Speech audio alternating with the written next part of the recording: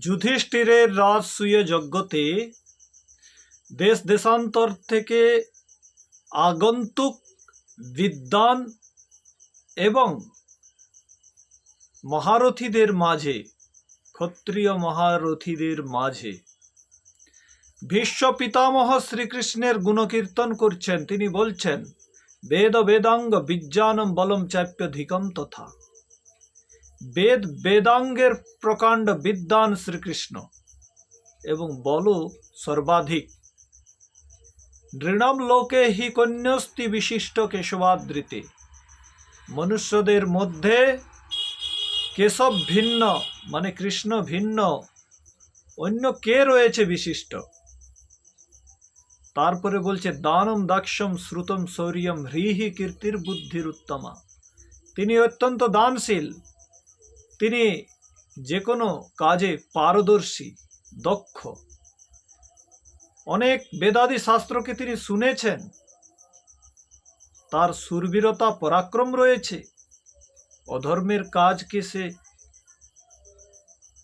ভয় পায়। হ্রী মানে লজ্জা। লজ্জা মানে এটাই নয় কি ঘুমটা মাথায় দিয়ে বসে থাকা। লজ্জা মানে হ্রী অকার্য নিবর্তনম, যা করণীয় কর্ম নয়, অধর্মের কাজ থেকে নিবৃত্ত অর্থাৎ পৃথক থাকা, আলাদা থাকা। এইরকম শ্রীকৃষ্ণ ছিলেন। আর বলছে কীর্তি, তার যশগান সর্বত্র গাওয়া হতো, তার যশ সর্বত্র ছড়িয়ে গিয়েছিল। বুদ্ধি অত্যন্ত সর্বশ্রেষ্ঠ ছিল, বুদ্ধির উত্তম। তারপরে বলা হয়েছে সন্নতিহি শ্রী ধৃতিস্তুষ্টি পুষ্টিশ্চ নিয়তাচ্যুতে। তিনি অত্যন্ত বিনম্র স্বভাবে ছিলেন। সন্নতিহি, সভার মধ্যে প্রবেশ করেই তিনি দায়িত্বভার কাঁধে তুলে নিয়েছিলেন। কি, আমি তো ভাই এখানে এমনি আসিনি, আমাকে কিছু দায়িত্ব দিয়ে দাও। সে দায়িত্ব নিয়ে নিল। যত আগন্তুক অতিথি আসে তাদের চরণ ধুইয়ে দেওয়া এবং তাদের আতিথেয়তা করা, দায়িত্ব নিজের কাঁধে তুলে নিয়েছিলেন। এমন একজন বিশিষ্ট ব্যক্তি, বলে বড়, শক্তি সামর্থ্যে বড়, বিদ্যায় বড়, অথচ সে এমন একটি কাজকে কাঁধে তুলে নিয়েছিল। বর্তমানের যে ছেলেটি বিএ পাস এমএ পাস করা, সে গুরুজনদের চরণ স্পর্শ করে প্রণাম করতে চায় না। চরণ ধুয়ে দেওয়া তো এর তো অনেক দূরের কাজ, তাই না? তো কত বিনম্র ব্যক্তি ছিলেন শ্রীকৃষ্ণ। সন্নতিহি শ্রী, অর্থাৎ শ্রী মানে ভিতরের কিছু লক্ষ্মী তার কাছে ছিল। জিতেন্দ্রিয়তা, সংযম, সংবেদনা, সহানুভূতিশীলতা, চরিত্র সুন্দর চরিত্র ছিল। তো এ ধরনের ব্যক্তিত্বকে আমরা গালি দেই। আমরা বলি, তুমি আমার কৃষ্ণ হলে আমি হব রাধা, তোমার আমার প্রেম প্রীতি একই সুতায় বাঁধা। রাধার সাথে পরকীয়ায় তাকে সংলিপ্ত করে দেই, জড়িয়ে দেই।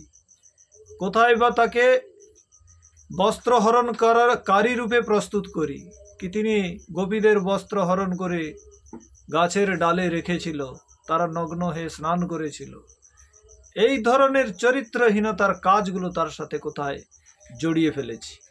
কিন্তু আমরা মহাভারতের সভা পর্বে ভীষ্ম পিতামহ তার প্রশংসা করতে শুনেছি। কত সুন্দর প্রশংসা করেছে এই দুটো শ্লোকের মাধ্যমে আমরা জানতে পারি। তারপরে তিনি বলছেন সন্নতি শ্রী ধৃতিস্তুষ্টি, তার মধ্যে ধৈর্য ছিল। তুষ্টি মানে আত্মসন্তুষ্টি ছিল। পরিশ্রম করে যা পেয়েছে তাতে সে সন্তুষ্ট, কখনো অসন্তোষ প্রকাশ করতেন না, এবং শারীরিক দৃঢ়তা ছিল। এরকম একজন ব্যক্তিত্ব, তাকে কিনা আমরা চোরজার শিখামণি, গোপীবিলাসী, রাধারমণকারী রূপে গালি দেই। এটা কখনো উচিত? বন্ধুরা, যখন বেদের পঠন পাঠন বিলুপ্ত হয়ে যায়, যখন কিছু দুষ্ট প্রকৃতির ব্যক্তি যারা বেদকে একটু জানতো, তারা নিজের আজীবিকা, নিজের ব্যবসা চালানোর জন্য স্ত্রী শূদ্রে নাধিয়তাম স্ত্রী শূদ্র বেদ পড়ার অধিকারী নয়, এমনকি ক্ষত্রিয় বৈশ্যদেরকেও বেদ পড়ার অধিকার থেকে বঞ্চিত রেখেছিল। শুধু তারা শুনতে পেত এবং সেই বেদের কদর্থ চলে আসে সঠিক অর্থের জায়গায়। তখন থেকে ভিন্ন ভিন্ন মতাদর্শী ব্যক্তিরা, কারণ এ সমস্ত শকুন, পাঠান, মোগল, এই যতগুলো দেশ, যতগুলো জাতি ভারতের উপর আক্রমণ করেছিল, তাদের আলাদা ধর্ম ছিল। তারা ইহুদি ধর্মে বিশ্বাস রাখত, কেউ খ্রিস্টান ধর্মে বিশ্বাস রাখত, কেউ মুসলিম ধর্মে বিশ্বাস রাখত। তারা লোভ দিয়ে আমাদের পণ্ডিতদের দ্বারা এই ধরনের অপমানকারী শ্লোকগুলো মহাপুরুষের বিরুদ্ধে ইতিহাস গ্রন্থগুলোতে বানিয়ে রেখে দিয়েছে, যার ফলে মহাভারত, রামায়ণে আমরা রাম সম্বন্ধে দুই ধরনের কথা দেখতে পাই, শ্রীকৃষ্ণ সম্বন্ধে দুই ধরনের চরিত্র দেখতে পাই, একটি আদর্শ চরিত্র, আরেকটি খারাপ চরিত্র। এই খারাপ চরিত্রটা কে মিশ্রণ করেছে? এগুলো সেই দুষ্ট ব্যক্তিদের কাজ।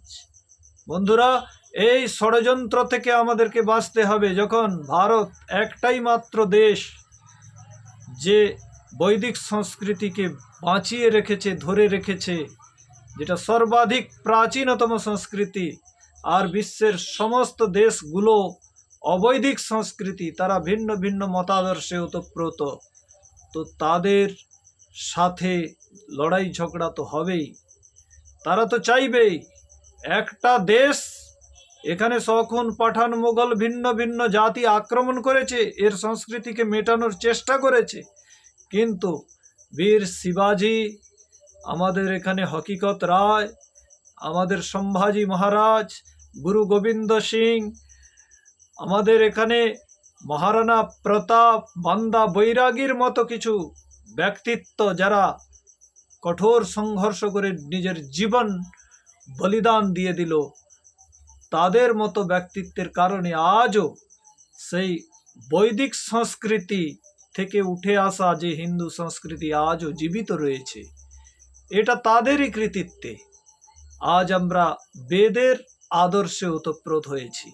বন্ধুরা, সেই মহর্ষি দয়ানন্দ সরস্বতী সেই বেদের স্বরূপকে তিনি উজাগর করে তুলে ধরেছেন সর্বসমক্ষে।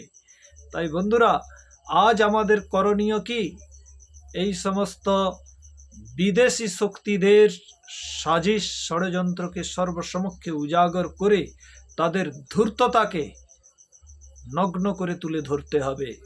তারা কিভাবে ধূর্ততা করেছে আমাদের সঙ্গে, আর সঠিক আমাদের গ্রন্থগুলোর সঠিক স্বরূপগুলো তুলে ধরতে হবে। তবেই আমরা মহাপুরুষদেরকে বদনামের হাত থেকে বাঁচাতে পারবো, নিজের সংস্কৃতিকে বাঁচাতে পারবো, নিজের আদর্শ চরিত্রকে বাঁচাতে পারবো। সবাইকে আমার নমস্তে।